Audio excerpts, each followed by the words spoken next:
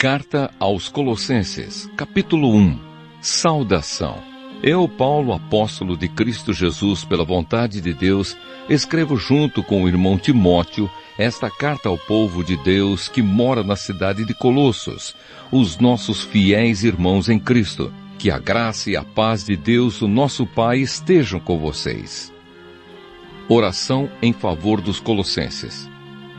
Sempre que oramos por vocês, damos graças a Deus, o Pai do nosso Senhor Jesus Cristo, pois ficamos sabendo da fé que vocês têm em Cristo Jesus e também do amor que vocês têm por todo o povo de Deus.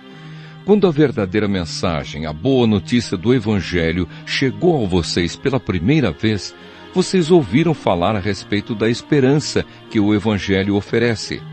Por isso a fé e o amor que vocês têm são baseados naquilo que esperam e que está guardado para vocês no céu.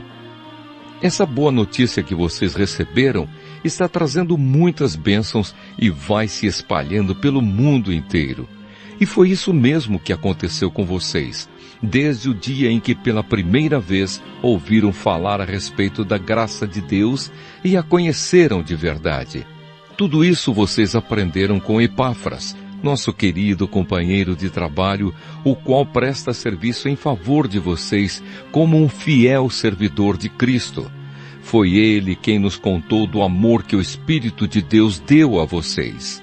Por esse motivo, desde o dia em que ficamos sabendo de tudo isso, nunca paramos de orar em favor de vocês. Pedimos a Deus que encha vocês com o conhecimento da sua vontade e com toda a sabedoria e compreensão que o Espírito de Deus dá. Desse modo, vocês poderão viver como o Senhor quer e fazer sempre o que agrada a Ele. Vocês vão fazer todo tipo de boas ações e também vão conhecer a Deus cada vez mais. Pedimos a Deus que vocês se tornem fortes com toda a força que vem do glorioso poder dele, para que possam suportar tudo com paciência. E agradeçam com alegria ao Pai, que os tornou capazes de participar daquilo que ele guardou no reino da luz para o seu povo. Ele nos libertou do poder da escuridão e nos trouxe em segurança para o reino do seu Filho amado. É Ele quem nos liberta, e é por meio dele que os nossos pecados são perdoados. Cristo e a sua missão. Ele, o primeiro Filho, é a revelação visível do Deus invisível. Ele é superior a todas as coisas criadas, pois por meio dele, Deus criou tudo no céu e na terra, tanto o que se vê como o que não se vê, inclusive todos os poderes espirituais, as forças, os governos e as autoridades. Por meio dele e para ele, Deus criou todo o universo. Antes de tudo, ele já existia, e por estarem unidas com ele, todas as coisas são conservadas em ordem e harmonia. Ele é a cabeça do corpo, que é a igreja, e é ele quem dá vida ao corpo. Ele é o primeiro filho que foi ressuscitado para que somente ele tivesse o primeiro lugar em tudo. Pois é pela própria vontade de Deus que o Filho tem em si mesmo a natureza completa de Deus. Portanto, por meio do Filho, Deus resolveu trazer o universo de volta para si mesmo. Ele trouxe a paz por meio da morte do seu na cruz, e assim trouxe de volta para si mesmo todas as coisas, tanto na terra como no céu. Sempre fiéis. Antes vocês estavam longe de Deus, e eram inimigos dele por causa das coisas más que vocês faziam e pensavam.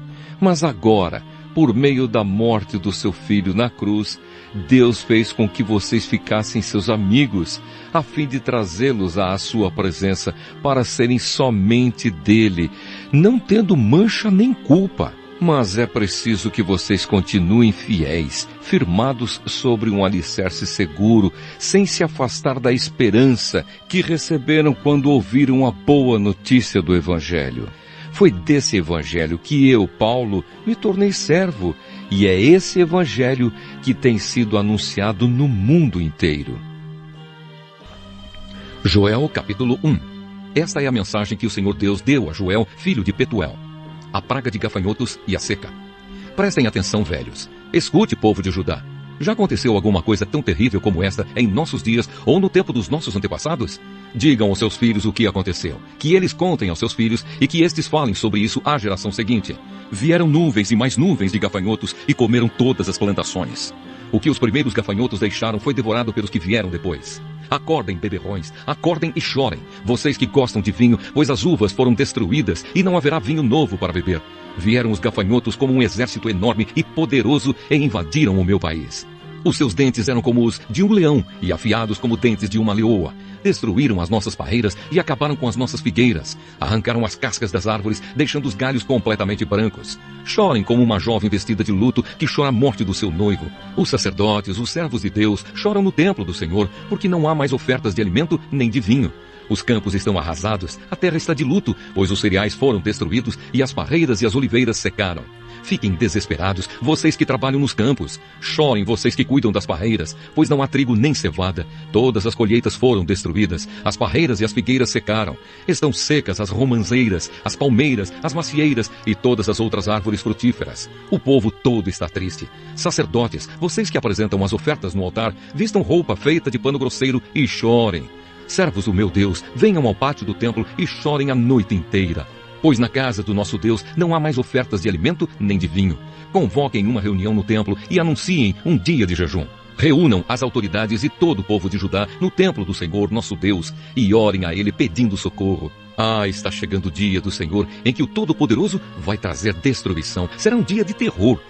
Sem podermos fazer nada, vimos as nossas plantações serem destruídas. No templo do nosso Deus não há alegria nem festa. Nos campos secos as sementes não brotam, não há colheita de trigo e os depósitos de cereais estão caindo aos pedaços. O gado está mugindo de fome e os bois andam tontos de um lado para o outro porque não há pasto. As ovelhas também estão morrendo. Eu clamo a ti, ó Senhor. As árvores e os pastos estão secos, como se um fogo tivesse queimado tudo.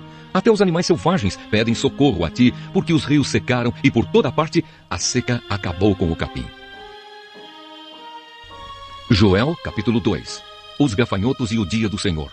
Toquem as cornetas no monte Sião, deem um grito de alarme no monte de Deus. Trema de medo o povo de Judá, pois está chegando o dia do Senhor. Será um dia de escuridão e trevas, um dia de nuvens negras. Os gafanhotos avançam como um exército enorme e poderoso, como uma nuvem escura que cobre as montanhas. Nunca houve uma coisa assim no passado, e no futuro nunca mais haverá. Eles devoram tudo como se fosse fogo, como fogo que queima e destrói. Antes de chegarem, a terra é como um paraíso, mas depois de passarem, ela parece um deserto. Os gafanhotos acabam com tudo. Eles parecem cavalos e correm como cavalos de guerra. Vêm saltando no alto das montanhas, fazendo barulho como carros de guerra, como galhos secos, estalando no fogo. São como um enorme exército posto em ordem de combate. Eles vão avançando e todo mundo treme, todos ficam pálidos de medo. Eles atacam como soldados valentes, correm, sobem pelos muros e continuam sempre avançando. Marcham em linha reta e não empurram uns aos outros, pois cada um segue o seu caminho. Marcham sempre em frente e não há armas que possam fazê-los parar. Eles atacam a cidade, sobem pelas paredes das casas e entram pelas janelas como ladrões. Avançam sem parar e a terra treme. O céu estremece, o sol e a lua se escurecem e as estrelas deixam de brilhar. À frente do seu exército, o Senhor dá ordens em alta voz. O exército é enorme e os soldados são valentes. Como é terrível o dia do Senhor! Quem poderá suportá-lo? Deus ama o seu povo. O Senhor Deus diz: mas agora voltem para mim com todo o coração, jejuando, chorando e se lamentando. Em sinal de arrependimento, não rasguem as roupas, mas sim o coração. Voltem para o Senhor, nosso Deus, pois Ele é bondoso e misericordioso, é paciente e muito amoroso, e está sempre pronto a mudar de ideia e não castigar. Talvez o Senhor nosso Deus mude de ideia e abençoe o seu povo, dando-lhe boas colheitas. Então vocês poderão apresentar a Deus ofertas de alimento e de vinho. Toquem as trombetas no monte Sião, anunciem um dia santo de jejum e coloquem o povo para se reunir no templo. Reúnam todo o povo e mandem que eles se purifiquem, que venham todos, velhos e crianças e até as criancinhas de peito, que os recém-casados saiam de casa e venham ao templo também. E vocês, sacerdotes, que no pátio do templo servem a Deus, o Senhor, chorem e façam esta oração. Ó Deus, não castigues o teu povo, não nos humilhes diante dos outros povos, para que eles não caçoem de nós e perguntem: onde está o Deus de vocês? Deus abençoa novamente a terra.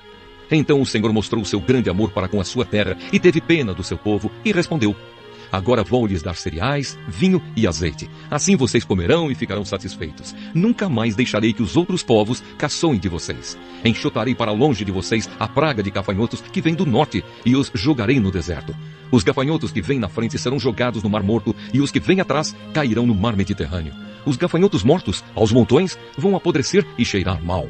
Eu vou fazer grandes coisas. Alegrem-se, ó campos, e não tenham medo, pois eu, o Senhor, fiz grandes coisas. Animais selvagens, não fiquem com medo, pois o capim vai ficar verde, as árvores darão frutas e haverá muito figo e muita uva. Alegrem-se, moradores de Jerusalém, pois eu, o Senhor, o Deus de vocês, fiz grandes coisas. Eu lhes dei chuvas no tempo certo, as do outono e as da primavera. Muita chuva, como no passado. A colheita de trigo será boa e haverá muito vinho e muito azeite. Devolverei tudo o que vocês perderam quando eu mandei as enormes nuvens de gafanhotos que, como exércitos, destruíram as colheitas. Vocês terão comida até não querer mais e louvarão o Senhor, seu Deus, que derramou tantas bênçãos sobre vocês. E o meu povo nunca mais será humilhado.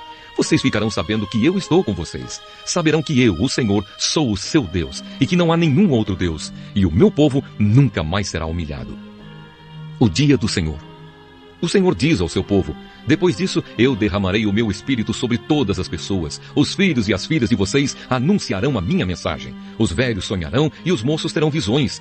Até sobre os escravos e as escravas eu derramarei o meu espírito naqueles dias. Farei com que apareçam coisas espantosas no céu e na terra. Haverá sangue, fogo e nuvens de fumaça. O sol ficará escuro e a lua se tornará cor de sangue, antes que chegue o grande e terrível dia do Senhor.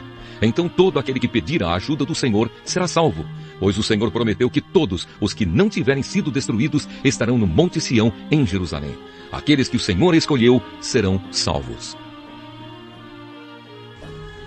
Joel, capítulo 3. Deus julgará as nações. O Senhor Deus diz: naquele tempo farei com que o povo de Jerusalém e de Judá prospere de novo.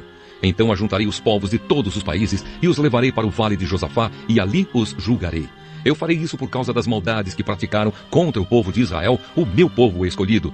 Espalharam os israelitas por vários países e dividiram entre si o meu país. Tiraram a sorte para ver quem ficava com os prisioneiros do meu povo. Venderam meninos e meninas como escravos e gastaram o dinheiro com prostitutas e com vinho. Povos de Tiro e de Sidom e de toda a Filisteia, o que é que vocês querem de mim? Estão querendo se vingar? Se é isso que querem, então eu também estou pronto para me vingar de vocês. Pois vocês roubaram a minha prata e o meu ouro e puseram toda essa riqueza nos seus templos. Vocês levaram o povo de Judá e os moradores de Jerusalém para longe das suas terras e os venderam como escravos aos gregos. Eu vou trazer o meu povo de volta daqueles lugares distantes e farei com vocês o mesmo que vocês fizeram com eles. Farei com que os filhos e as filhas de vocês sejam vendidos como escravos ao povo de Judá, que os venderá aos sabeus, povo de um país que fica muito longe daqui. Sou eu, o Senhor, quem está falando. Anunciem isto às nações. Preparem-se para uma guerra santa. Chamem os soldados. Que todos eles se apresentem e se aprontem para a batalha. Transformem os seus arados em espadas e das suas foices façam lanças. Que até os fracos digam que são valentes. Venham depressa, todas as nações vizinhas, e reúnam-se no vale. Que até os pacíficos virem soldados. Preparem-se, povos de todas as nações, e venham para o vale de Josafá, pois ali eu, o Senhor, vou julgar todas as nações vizinhas. Os pecados dessas nações são tantos, que elas vão ser cortadas como trigo maduro no tempo da colheita. Elas vão ser pisadas como as uvas são pisadas nos tanques, até o vinho derramar. Multidões e mais multidões enchem o vale da decisão. Está perto o dia do Senhor no vale da decisão. O sol e a lua ficam escuros e as estrelas deixam de brilhar. Deus abençoará o seu povo. Do Monte Sião, o Senhor fala alto, a sua voz parece o trovão. De Jerusalém ouve-se o estrondo da voz de Deus, e os céus e a terra tremem. Mas ele defende e protege o povo de Israel. Deus diz ao seu povo: assim vocês vão ficar sabendo que eu sou o Senhor, o Deus de vocês. Eu moro em Sião, o meu monte santo.